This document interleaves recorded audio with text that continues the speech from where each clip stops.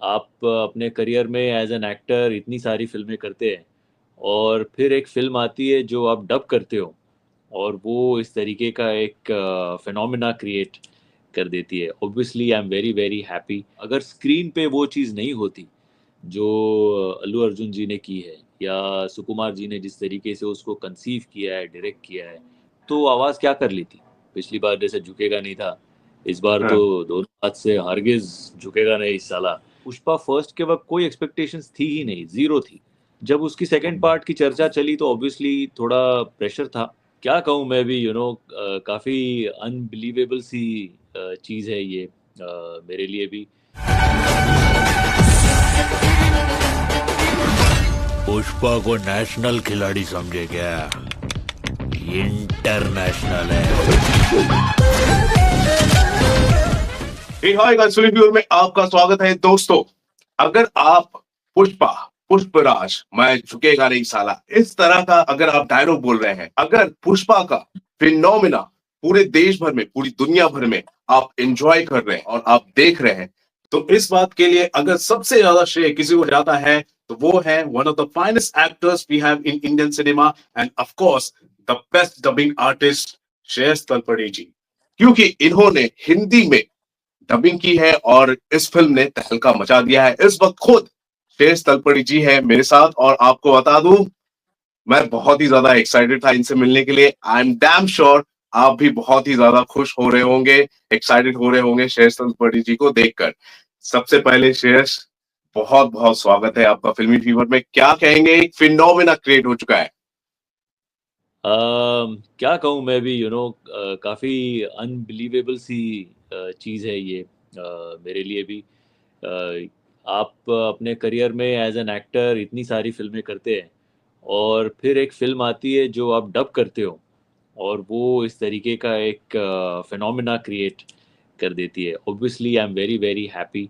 जो लोगों से रिस्पांस मिल रहा है, जो प्यार मिल रहा है, जैसे आपने अभी कहा ना कि आपके करियर में आपने ऐसे कलेक्शंस और ऐसी क्रेज, ऐसे यूफोरिया नहीं देखा। मेरे भी जी। करियर में मैंने एक डबिंग के लिए इतनी सराहना, इतना प्यार, इतना ओवरवेलमिंग रिस्पांस, इतना क्रेडिट मैंने नहीं देखा। सो मैं अपने ऑडियंस का, भगवान का तहे दिल से शुक्रिया अदा करना चाहता हूँ। मतलब मेरे पास अब सच पूछो तो शब्द कम पड़ जाएंगे, लोगों का शुक्रिया अदा करते करते। So I am very very happy and extremely grateful. Right, right. साथ ही साथ हमने ये भी देखा कि इस फिल्म के जो मेकर्स है, खास तौर पर अल्लू अर्जुन सर की अगर मैं बात करूं, उन्होंने नॉर्दर्न एरिया में उन्होंने जिस हिसाब से फिल्म को प्रमोट किया, पटना में जाकर उन्होंने इस फिल्म को लॉन्च किया और वहां की जनता ने लाखों की तादाद में आकर फिल्म को प्यार दिया, सराहना किया। वो एक अलग चीज था। फिल्म रिलीज होने से पहले ही उसकी जो सुगबुगाहट थी वो हमारी नजर में आ रही थी। क्या कहेंगे, जो स्ट्रेटजी थी फिल्म के मेकर्स की, जिस हिसाब से पटना जैसे क्षेत्र में आकर फिल्म को प्रमोट किया इन्होंने, और जनता की जो नब्ज है शायद उसको भी पकड़ लिया था उन्होंने। सी जाहिर सी बात है, because last time as far as my knowledge goes and I could be wrong, but मुझे ऐसा लगता है कि हिंदी लैंग्वेज का बिजनेस बाकी लैंग्वेजेस से लास्ट टाइम भी ज़्यादा रहा था। एंड समवेयर दे फेल्ट कि जो नॉर्दर्न बेल्ट ने पुष्पा फ्रेंचाइज को जो प्यार दिया था, वो ऑब्वियसली दे फेल्ट कि they need to capitalize on that. They need to make sure कि वो सेम प्यार और उससे ज़्यादा हमें इस बार भी सेकेंड पार्ट के लिए मिले। And that was the reason that they decided कि पटना में जाके ट्रेलर लॉन्च करे, वहाँ पे एक यूफोरिया क्रिएट करे, एक ऐसा बज हम्म। क्रिएट करे कि नॉर्दर्न टेरिटरी में फिल्म उनको डब्ड फिल्म ना लगे, वो ओरिजिनल फिल्म लगे। So and that plan clearly worked. जो जो नंबर्स आ रहे हैं हर जगह से, नॉर्दर्न बेल्ट से specially, those are hmm. Phenomenal number. मतलब कुछ लोग ऐसा कह रहे हैं कि 600 700 800 करोड़ का बिजनेस सिर्फ हिंदी लैंग्वेज में ये फिल्म करेगी net, which is a huge deal. So obviously, what their strategy was, what their planning was, seems to be completely correct and working. मुझे याद है जब पिछली बार मैंने आपका इंटरव्यू किया था, 2021 का साल था, कोविड के वक्त 50% कैपेसिटी के हिसाब से फिल्म रिलीज हो रही थी, लेकिन फिर भी जो फिल्म है 3 करोड़, 4 करोड़, अगले दिन 5 करोड़, अगले दिन 6 करोड़, इस तरह कलेक्शन कर रही थी। और इस कलेक्शन को देखकर हम चौंक रहे थे। इस तरह की कलेक्शन को देखकर हम सोच रहे थे कि यार कैसे हो रहा है, वो भी हिंदी बेल्ट में कैसे हो रहा है। इस बार जो कलेक्शन हो रहा है 10 नहीं 15 गुना ज्यादा कलेक्शन हो रहा है एक एक दिन में। हिंदी में कलेक्शन हो रहे हैं 72 करोड़ के, 86 करोड़ के, 70 करोड़ के, और नॉर्मल वीकेंड जो कलेक्शन हो रहा है 48 करोड़, अराउंड 36 करोड़, 30+ करोड़ कलेक्शन हो रहा है। ये जो सक्सेस है, यहाँ पर आप इसे कैसे देख रहे हैं? जो आपने अभी बताया कि पार्ट 1 का कलेक्शन जिस तरीके से बढ़ता गया, उसका क्रेज जिस तरीके से बढ़ता गया, उसके डायलॉग्स जिस तरीके से फेमस होने लगे,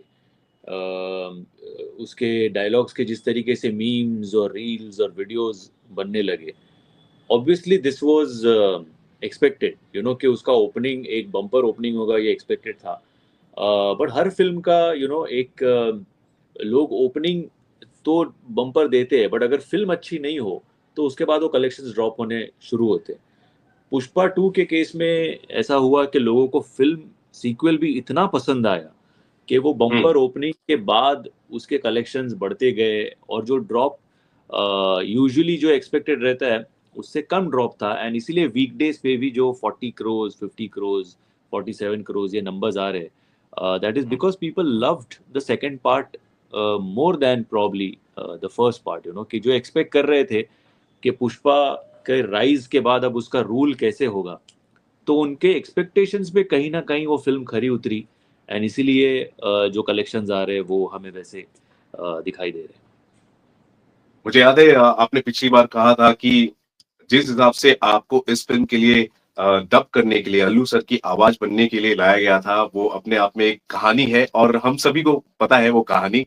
लेकिन उसके बाद जब ये सेकेंड पार्ट आप डब कर रहे होंगे, क्या आपको इसमें कुछ मुश्किलें आई भी, या फिर फ्लॉलेसली आपने, क्योंकि फर्स्ट पार्ट को आपने डब किया है तो उसको आपने कंटिन्यू किया है यहाँ पर?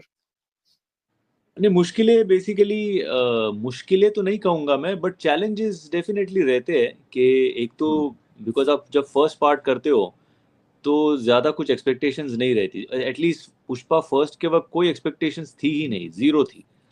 तो हमने अपने तरीके से एक कोशिश की थी और वो कामयाब हो गई। जब उसकी सेकंड पार्ट की चर्चा चली तो ऑब्वियसली थोड़ा प्रेशर था कि हम्म, फिल्म कैसे होगी, फिर उसको डबिंग कैसे करना चाहिए, फिर ये दोनों चीज़ें हम्म, एक साथ आके लोगों को पसंद आएगी नहीं आएगी। Hmm, so and plus in terms of the characterization, what I figured was कि फर्स्ट पार्ट में उनका राइज था, यू नो राइट। तो ग्रेजुअली चीज़ें बदलती जाती है, चढ़ती जाती है। सेकंड पार्ट में ऑलरेडी उनका रूल है, तो उनकी बॉडी लैंग्वेज अलग है, उनका स्वैग अलग है, उनका कॉन्फिडेंस अलग है, एक गॉड लाइक स्टेचर उनके कैरेक्टर का है। अब वो अगर कैरेक्टर है तो उसकी आवाज़ फिर कैसे होनी चाहिए, आवाज़ में बदलाव कैसे होना चाहिए, ये हमारी भी ज़िंदगी में जब हम सक्सेसफुल होने लगते हैं या थोड़े पावर के पोजीशन में आते हैं, तो ऑटोमेटिक हम में भी कुछ चेंजेस आने शुरू हो जाते हैं। यू नो तो वो चेंजेस पुष्पा के कैरेक्टर में तो थोड़े एम्पलीफाइड है, और वो वैसे आवाज़ में से दिखने बहुत ज़रूरी है। तो that is the reason we decided कि उसकी आवाज़ में थोड़ा और एक क्या कहते हैं, अथॉरिटी होनी ज़रूरी है। And that is what we tried, and luckily that worked. So challenge वही था कि ये जो चेंज ऑफ पर्सोना है उसको आवाज़ के ज़रिए हम कैसे इफेक्टिवली प्रेजेंट करें।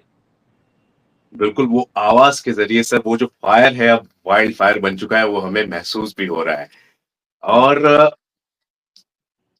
जो मराठी टच है सर, जो जी। आप उसके अंदर जो घोल रहे हैं, वो लोगों को बहुत ही ज्यादा पसंद आ रहा है सर। मेरी बाई को अगर बोलेगी तो करना पड़ेगा, या फिर क्या बोलूं मैं, अलग अलग चीजें जो है फिल्म के अंदर जो टच आ रहा है, बहुत पसंद आ रहा है sir. I am very glad कि बीइंग अ महाराष्ट्रियन, हर बंदे को लगता है कि अपनी जो मातृभाषा है वो ग्लोबली लोगों तक पहुंचे, लोगों को अपनी भाषा का जो जो स्वीटनेस है, जो कल्चर है, वो लोगों को हम्म, पता चले, उनको पसंद आए। ये हर बंदे को लगता रहता है। एंड जब फर्स्ट पार्ट में हमारी वो कोशिश लोगों तक पहुंची और उनको अच्छी लगी, तो ऑब्वियसली हम्म, सेकेंड पार्ट में हमने उस चीज़ को कंटिन्यू किया। And like you hmm, said कि आज जब वो शब्द, वो भाषा लोगों तक पहुंचते हैं, उनको अच्छा लगता है, वो यूज़ करते हैं अपने लिंगों में, तो it is a very proud feeling. It is a feeling of extreme pride because somewhere every person, फिर वो अलग अलग क्षेत्र के हों, वो चाहते हैं कि हम्म, अपनी मातृभाषा को हम ग्लोबली कैसे रिप्रेजेंट करें, कैसे पहुंचाएं। हमारे पास जो हमारा वेपन है, हमारा प्रोफेशन, उसके जरिए हम कोशिश करते हैं। और वो जब हम्म, चीज़ होती है तो obviously it's a very it's an amazing feeling. I cannot tell you in words what I'm feeling right now.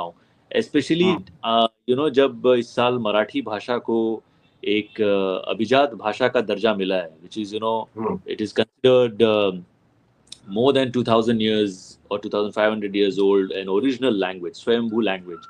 वो लैंग्वेज को हम अलग तरीके से मैं पहुंचाने की कोशिश कर रहा हूँ। और वो जब लोग पसंद करते हैं, तो obviously it's a great feeling of pride.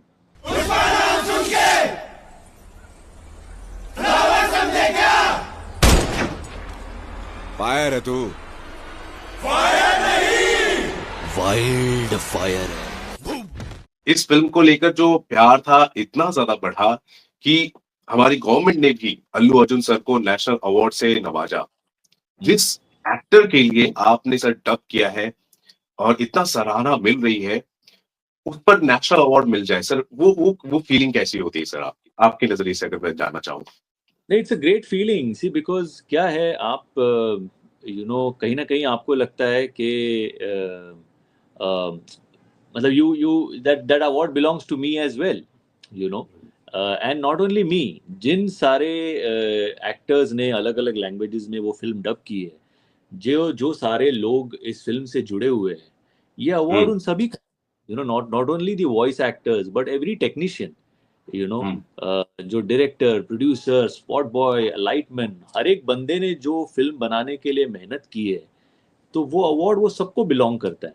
And I think right, it's a great feeling कि जब आपके फिल्म के किसी किरदार को या फिल्म को या डायरेक्टर को जब अवार्ड मिलता है, एंड नेशनल अवार्ड जैसा अवार्ड मिलता है, तो hmm, obviously every individual working on the field film feels proud कि भाई ये मुझे मिला है। That is the feeling that you get. So we are very happy जब उनको भी अवार्ड मिला था। तो everybody, I am sure every single person associated with the film had the same feeling. Sir film देखने के बाद है ना, बहुत सारे लोग है ना तारीफ कर रहे हैं एक चीज की, वो है हमारी फिल्मों में जो इंडिजिनस जो कल्चर होता है, उसे भी दिखाया जा रहा है, उसे भी एम्फेसिस किया जा रहा है। खासतौर पर एक बहुत ही बढ़िया सीक्वेंस इसमें देखने को मिलता है, वो है जतरा का, और लोगों ने बहुत ही ज्यादा पसंद किया है। उस पर आप क्या कहेंगे? सी, क्या है, हम या मेरे ख्याल से ह्यूमन रेस, ग्लोबली आप कोई भी फिल्म देख लो, इमोशनल कनेक्ट जिसमें होता है वो फिल्म चलती है। ओके, तो और अगर अपने कल्चर का उसमें कुछ हिस्सा हो, जो हम दिखाने हम्म, की कोशिश करें कि जो शायद ज़्यादातर लोगों को पता नहीं है, ओके, और उन तक हम वो चीज़ें पहुंचाने की कोशिश करें, या किसी को पता भी हो, तो हम्म, वो कल्चर जब उनको फिल्मों में दिखता है कि we are desi people, we are very rooted people. हम कहीं भी चले जाए, कुछ भी कर ले। आप, छोटा सा एग्जाम्पल है, आप यूएस में भी चले जाए, किसी हम्म, बाहर की कंट्री में जो हमारा देसी बंदा बाहर रह रहा है, आप वहाँ चले जाए, सबसे पहली चीज़ वो बोलता है कि यार मैं ना अपने कंट्री को और उन चीज़ों को मिस कर रहा हूँ। ओके, तो we are still connected to our roots. और वो रूट्स की चीज़ें जब हमें पर्दे पर दिखाई देती है, तो ऑब्वियसली इट्स लाइक किसी आर्मी की या एयरफोर्स की या नेवी की ऐसी कोई फिल्म हो, और जब हमारा हम्म, देश जीतता है, विक्ट्री होती है, तो दैट फीलिंग ऑफ पेट्रियोटिज्म कि यार हम जीत गए, I think it is a similar feeling where when you are connected to your roots, और वो चीज़ आपको जब पर्दे पे दिखती है, तो वो जो कनेक्ट है वो इतना स्ट्रांग होता है कि आप उस वक्त रोते भी हो, हंसते भी हो, पर you are with the character. And I think that is a plus point कि in our film, if that is there, then yes, the connect is stronger and people relate more with these elements. It is not rocket science, it is just hmm. heart to heart feeling that is there. पास वाली seat में देख रहा था, young लड़का है, मतलब 21 साल का 18 साल का लड़का होगा। फैमिली का कोई सीन आ रहा है या फिर कोई अच्छे सीन आ रहे हैं, वहां पर वो हंस रहा है, खिलखिला रहा है। लास्ट का जो सीन आता है वहां पे वो आंखों से वो आंसू बार बार वो पोंछ रहा है। वो कनेक्ट था सर, एक्चुअली में कनेक्ट था। और यही बात है कि फिल्म चल रही है और जो आपने सारी बातें बोली है वो सभी को कन्वे हो रही है। क्या कहेंगे अब इस फिनोमिना के बारे में जो बन चुका है? ये इसे मैं डाइजेस्ट नहीं कर पा रहा हूँ। आई एम डैम श्योर सारे के सारे जो फैंस हैं वो भी 3 बार 4 बार 5 बार फिल्म देखने जा रहे हैं सर। मैं क्या बोलूं? नहीं, ये ऐसी चीजें क्या कहते हैं, मतलब नियति का बहुत बड़ा हाथ होता है इन चीज़ों में। हम मेहनत तो करते हैं, हर कोई हर फिल्म के लिए मेहनत करता है, बट कभी कभी कोई चीज़ चल जाती है, कभी कोई नहीं चलती। बट जब चीज़ कोई ऐसी चल जाती है तो मैं तो यही कहूँगा कि भगवान का लाख लाख शुक्र है, कि वो सारी चीज़ें एक साथ आ गई और जुड़ गई, और ये एक प्रोडक्ट हमने बनाया जो इस तरीके का एक फिनोमेना बन गया। हम्म। ऐसे बार बार नहीं होता, यू नो। हम्म। तो अगर ये मेरे करियर में मेरे साथ अगर ये चीज़ हुई है तो मैं अपने आप को बहुत फॉर्चुनेट मानता हूँ, कि जब मैं शायद 10 20 25 साल बाद अगर मैं पीछे मुड़ के देखूंगा कि मैंने क्या क्या काम किया, तो उसमें I will feel proud for the fact that I was a part of films like Iqbal and Om Shanti Om and Welcome to Sajjanpur and Golmaal Door and similarly Pushpa, similarly hmm. Lion King. So कुछ iconic फिल्में हैं, उसका अगर आप हिस्सा बनते हो तो जाहिर सी बात है आपको बड़ा अच्छा लगता है। And being an important part of a film like Pushpa definitely is something which will give me a lot of happiness for years to come. नहीं शेष जी, अगर सही मायने में आपसे कहूं तो आप सारी चीजों को डिजर्व करते हैं। और फिल्म के इतनी बड़ी सक्सेस होने के बावजूद मैं देख रहा हूं कि आप अपने काम में बिजी हैं, अभी भी आप अपने काम में व्यस्त हैं, लेकिन फिर भी आपने वक्त निकाल कर मुझे टाइम दिया, तो इसके लिए थैंक यू सो मच। इस वक्त आपसे ये जानना चाहता हूँ शेष जी कि पिछले कुछ दिनों में चारों तरफ से किस तरह के रिस्पॉन्स मिल रहे हैं? नहीं, बहुत ही बढ़िया, मतलब मैं आपको बयान नहीं कर सकता।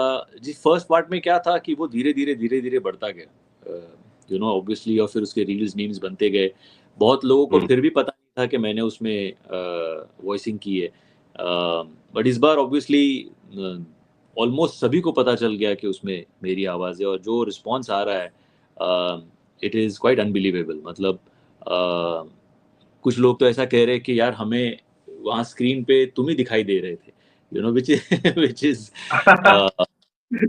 एब्सोल्युटली अमेजिंग, बिकॉज एक आपके आवाज के जरिए आप इस तरीके हम्म। से लोगों के दिलों में पहुंच सकते हो, हम्म। ये फिनोमेना मैंने पहली बार एक्सपीरियंस किया है। जो प्यार मिल रहा है और जो इज्जत मिल रही है, हम्म। थिंक मतलब शायद कुछ ना कुछ अच्छा काम किया होगा लाइफ में, इसीलिए ये ऐसा ऐसा दिन देखने को मिल रहा है। आई थिंक कोई भी कलाकार चाहेगा कि उसके हिस्से में इस तरीके का हम्म। लोगों का प्यार हो, उनकी इज्जत हो, और ऐसा उसको दिन देखने मिले। आपकी आवाज मैं बताऊं कैसी है, लोगों को कैसी फील हो रही है? जो रैपर सुनना चाहते हैं ना, उनके लिए वो रैप है। जो नज्म सुनना चाहते हैं उनके लिए नज्म है। जो कव्वाली सुनना चाहते हैं उनके लिए कव्वाली है। आपकी आवाज वैसी है, जब वो पुष्पा क्या देख रहे हैं ना, वो क्या कानों में गूंज रहा है। वो जो क्या स्वैग है, स्वैग आपकी आवाज से महसूस हो रही है लोगों को। सर क्या मैं बात। आपको बता दूं, रोंगटे खड़े हो रहे हैं। मैं अभी भी मैं आपसे बात कर रहा हूँ, रोंगटे खड़े हैं। वो जो सिनेमा का जो एक्सपीरियंस है, आ, पुष्पा पुष्पराज झुकेगा नहीं। नहीं, see I tell you to be very honest, अगर स्क्रीन पे वो चीज़ नहीं होती जो अल्लू अर्जुन जी ने की है, या सुकुमार जी ने जिस तरीके से उसको कंसीव किया है, डायरेक्ट किया है, जिस तरीके से प्रेजेंट किया है, अगर स्क्रीन हम्म। पे वो चीज़ नहीं होती तो आवाज़ क्या कर लेती, you know So I think it is a combination of a hmm, lot of things coming together. So yes, hmm, awaz is important, but it is important only when you have that kind of a visual on screen. Hmm, So it is all thanks to the makers, the actor, for doing such a wonderful job कि मुझे भी काम करते वक्त अगर कुछ प्रेरणा मिली है, inspiration मिला है, तो वो उनके परफॉर्मेंस से, उनके डायरेक्शन से मिला है। आपकी बात हुई है अल्लू अर्जुन सर से सेकेंड पार्ट के बाद जब आपने डब किया हो? आपसे सेकंड क्या, बात नहीं मेरी हुई आज तक सर? उनसे कभी बात नहीं हुई, आप पर्सनली भी नहीं मिले हैं? कभी नहीं। माय गॉड, इसे कहते हैं सर कलाकार। मैं टू बी वेरी ऑनेस्ट, आप वो है, और आप मिले भी नहीं। आपकी अभी तक सेकेंड पार्ट का डब करने के बाद भी बात नहीं हुई, मतलब किस लेवल के आप कलाकार हैं, मैं सराहना करना चाहूंगा सर। अमेजिंग सर, मैं अमेजिंग। बस शुक्रगुजार हूँ उन सभी दर्शकों का जो भर भर के प्यार दे रहे हैं। और यू नो, इस बार जैसे पिछली बार जैसे झुकेगा नहीं था, इस बार हाँ, तो दोनों हाथ से हरगिज झुकेगा नहीं इस साला। बट ये मैं उनसे बस ये कहना चाहूंगा कि हरगिज ये प्यार को कम मत होने देना साला, जैसा है वैसा रहने दीजिए। And I am extremely happy and very very grateful. एक एक लास्ट चीज मैं करना भूल गया। रप्पा जी। रप्पा रप्पा रप्पा। पुष्पा के साथ सर हुक्ड है लोग अभी। जी, थर्ड पार्ट का भी इंतजार कर रहे हैं, क्या कहेंगे उस पर भी? नहीं मैं थर्ड भी पार्ट। कर रहा हूँ थर्ड पार्ट का इंतज़ार। देखते हैं उसमें हम और क्या जादू बिखेरते हैं, ये तब का तब देखेंगे। Right, right, right. Thank you so much शेष, आपने अपना ओपिनियन, रिएक्शन, सारी बातें आपने शेयर की है। अ, ऑल मुझे तो राइट, मन नहीं कर रहा मैं आपको जाने दूं, हमारे दर्शकों को भी मन नहीं कर रहा आपको जाने दूं, आपको हम सुनते रहे, लेकिन कोई मिलेंगे बात फिर नहीं। मिलेंगे। अभी और भी हाँ, कुछ कुछ बिल्कुल, चीज़ें आ बिल्कुल। रही है। आई होप कि मेरे बाकी के प्रोजेक्ट्स को भी लोगों ने जैसे पुष्पा को प्यार दिया है वैसे ही प्यार उन्हें भी मिले, यही चाहूंगा मैं। Thank you so much, thank you. You take care brother, lovely talking to you. फिर मिलते हैं। Yes, yes, okay. Yes, yes.